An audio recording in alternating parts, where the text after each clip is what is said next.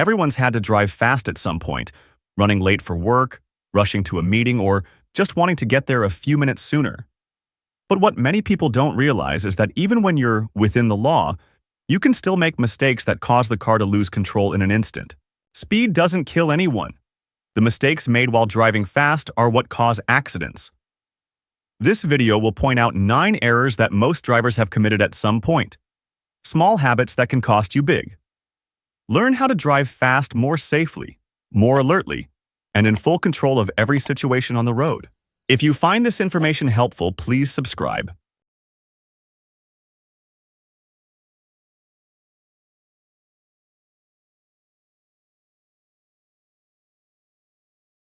One, not checking tires and brakes before driving fast. A lot of people start the engine, adjust the music, turn on navigation, and take off right away, but forget the most important thing, checking the tires and brakes. At high speed, even a tiny flaw in these two components can cause the car to lose control in the blink of an eye. And at that point, no matter how steady your hands are on the wheel, it won't save you. Tires are the only thing connecting the car to the road surface, with each wheel bearing the full weight of the vehicle. When tire pressure is low, the rubber contact patch is uneven, the car vibrates, and it heats up quickly. At 70 miles per hour, just 5 psi underinflation can raise the internal temperature by tens of degrees, easily causing a sudden blowout. On the other hand, overinflation reduces grip, making the car more likely to skid when braking or cornering. Especially if the tires are worn and the tread grooves are too shallow, even light rain can cause hydroplaning without you knowing why. Brakes are the same. Many people only notice when they hear squealing, but by then the brake pads are nearly gone. When driving fast, brakes endure massive heat, and if not properly maintained, they can fade. The pedal suddenly feels soft, you stomp all the way down, and the car still surges forward. That's the moment every driver wishes they had checked the brakes sooner. Checking these two things doesn't take much time. Look at the tread depth to see if it's still deep enough. Measure the pressure, usually 32 to 36 psi, and pump the brake pedal a few times to feel the resistance. If the pedal sinks deep or pulses, or the car pulls to one side when braking, don't hesitate to spend a few minutes getting it checked. Before driving fast, remember, tires and brakes aren't just technical parts. They're the line between safety and disaster. One quick check can buy you thousands of safe miles. 2. Turning the steering wheel the wrong way. Almost everyone has been taught how to turn the steering wheel, but not everyone does it correctly, especially when driving fast. Many people still hold the wheel with one hand or cross their arms when cornering, thinking it's quick and looks cool. But at high speed, just one wrong steering input can send the car completely off course. And worse, if the airbag deploys, your arms can slam into your face with enough force to break bones. The steering wheel is the only connection between you and the road, so how you hold it determines whether the car goes where you want. When the car is traveling over 60 miles per hour, turning the wheel just 1 inch off can shift the front end half a lane. If you're holding with one hand, the grip is uneven, reactions are slow, and when you hit crosswinds or a sloped surface, the car drifts before you can correct it. The correct rule is to keep your hands at the 9 and 3 o'clock positions. This posture lets you react quickly, stay balanced, and control force best when braking hard or swerving around obstacles. When cornering, use the push-pull technique. One hand pushes while the other pulls, keeping the motion smooth instead of crossing arms or winding the wheel. This way, you avoid tangled hands and can easily straighten the car when exiting the turn. Another small mistake many make is tucking thumbs inside the wheel rim. If the car hits a pothole or collides hard, the wheel spins back violently and can snap a thumb instantly. Keep thumbs on the outside, wrists relaxed but ready to respond. Also, don't hold the wheel too high or too low. High grip, 10 and 2 o'clock, risks arm impact when the airbag deploys. Low grip, 8 and 4 o'clock, slows reactions and makes full turns harder. Practice the correct position until it's muscle memory. It sounds simple, but holding the wheel right is the foundation for safe, high-speed driving. Steady grip, smooth turns, quick reactions, that's what lets you control the car instead of letting it control you. 3. Coasting. Coasting seems harmless, and many people even think it's a smart way to save gas. But the truth is the exact opposite. It's one of the most dangerous habits when driving fast. Coasting happens when you shift to neutral or hold the clutch down for a long time, letting the car roll on momentum. At that point, the car is no longer connected to the engine, meaning you completely lose traction control and engine braking assistance. When the car is moving fast and you coast, everything depends on inertia and gravity. If you're going downhill, the car accelerates like the brakes are off because there's no engine resistance. Your only option is to brake, forcing the brake system to handle the full load, making it extremely prone to overheating and failure. Once brakes fade, the car freewheels and no reflexes can help. Coasting into a corner is even more dangerous. Because the wheels aren't held by engine torque, the car easily loses balance, overshoots the turn, or slides out of the lane. Experienced drivers all know the engine is the best speed controller, not the brake pedal. Keeping the car in the right gear lets you use light throttle to stabilize the body and keep tires gripping the road. The ironic part is that modern cars cut fuel when you lift off the gas and gear, so you save nothing by shifting to neutral, and may even use more if you brake harder. Driving isn't a momentum game. Coasting just makes your foot feel light, but you're actually losing total control of the vehicle. 4. Getting distracted while driving.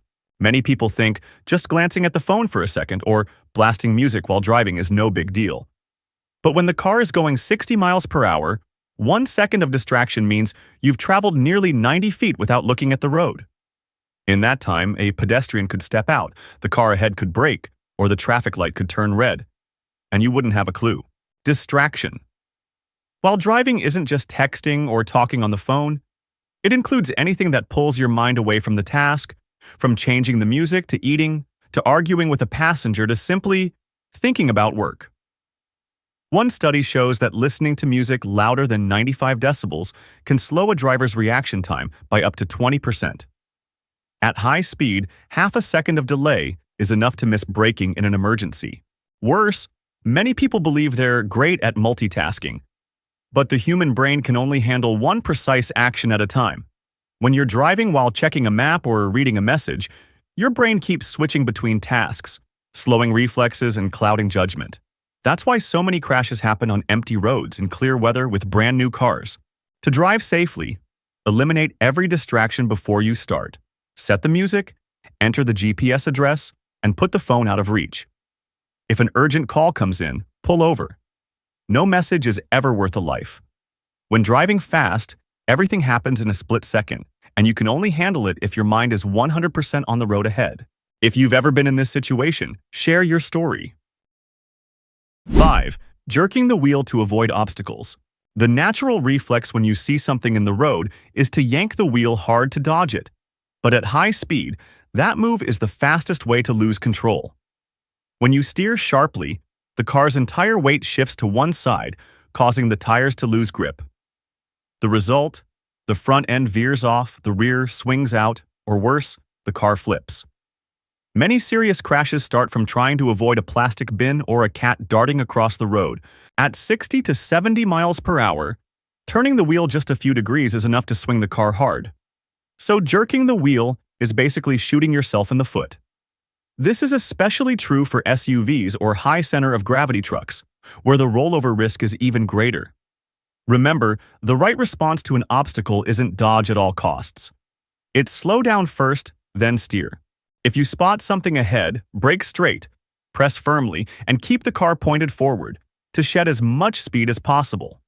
Only when the car is slower should you gently steer toward a safe path. Never brake, and swerve hard at the same time. The tires lose friction from both braking and side load, making them skid. If your car has ABS, trust the system. It lets you brake hard while still steering. Another common mistake is overcorrecting once the car is stable again. Many drivers yank one way, then whip the wheel the other way to counter-steer, turning the car into a pendulum that finally flies off the road. Once you've cleared the obstacle, ease the wheel back straight. Don't snap it. 6. Tailgating the car ahead. One of the most dangerous habits when driving fast is riding too close to the vehicle in front of you. On the highway, just a couple of seconds of inattention can turn that tiny gap into a hard crash.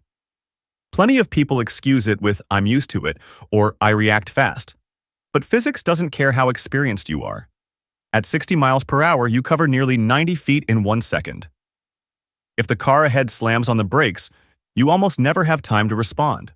Countless pileups start with this habit.